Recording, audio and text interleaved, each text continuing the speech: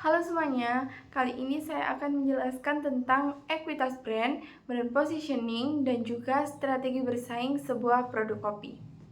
Dulu di sebuah kota pelabuhan yang dingin, biji kopi hanyalah komoditas yang dipanggang, diseduh, diminum, lalu terlupakan. Namun, sebuah toko kecil dengan logo perempuan berambut panjang, sang siren hijau, punya visi lain. Mereka tidak ingin sekedar menjual minuman, mereka ingin menjual sebuah pengalaman dan juga sebuah kisah. Kisah ini adalah tentang bagaimana Starbucks dari biji kopi sederhana berhasil membangun sebuah kerajaan yang membuat jutaan orang rela untuk membayar lebih untuk secangkir kehangatan. Ini bukan sihir, tapi resep rahasia yang terwujud dalam 3 ramuan. Yang pertama yaitu ekuitas merek, promotion, dan juga strategi bersaing.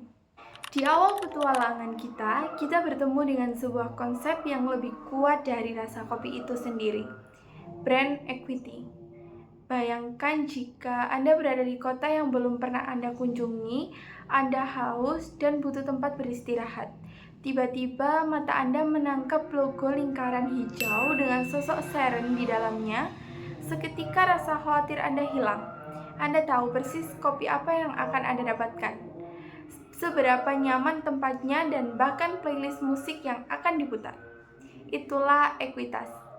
Starbucks telah menanamkan bisikan ini di benak setiap pelanggannya. Ketika ada kami di sini, Anda aman. Ada konsistensi, ada kualitas, dan ada tempat bagi Anda. Bisikan ini yang membuat kita tidak keberatan membayar lebih, karena kita bukan sekedar membeli kopi, tapi membeli kepastian dan sebuah janji yang selalu ditepati. Namun, memiliki janji saja tidak cukup. Starbucks harus mencari tempat yang spesial di hati dan pikiran kita. Inilah yang disebut brand positioning. Di tengah gemburan kedai kopi cepat saji yang murah, Starbucks tidak ikut dalam perlombaan harga.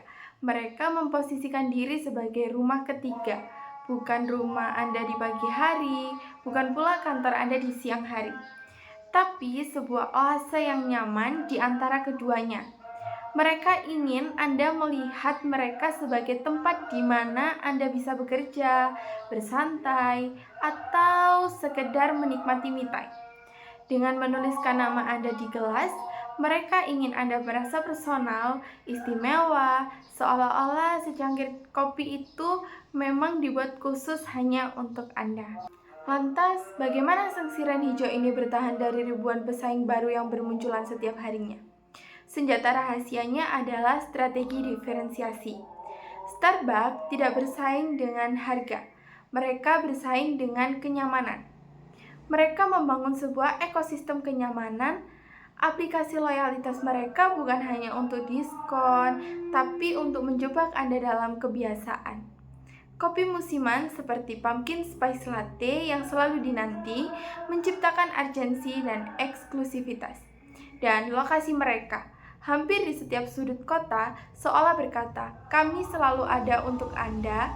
Strategi ini membuat pelanggan merasa terikat, bukan karena paksaan, tapi karena kenyamanan yang luar biasa.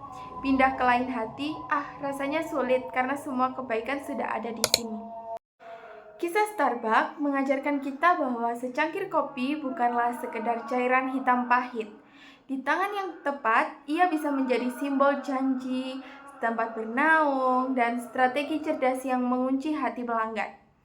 Jadi, ketika Anda menyeruput kopi favorit Anda berikutnya, ingatlah, di balik setiap tekukan ada sebuah cerita yang diraju dengan cermat. Cerita tentang ekuitas dan posisi dan juga strategi yang membuat Anda kembali lagi dan lagi.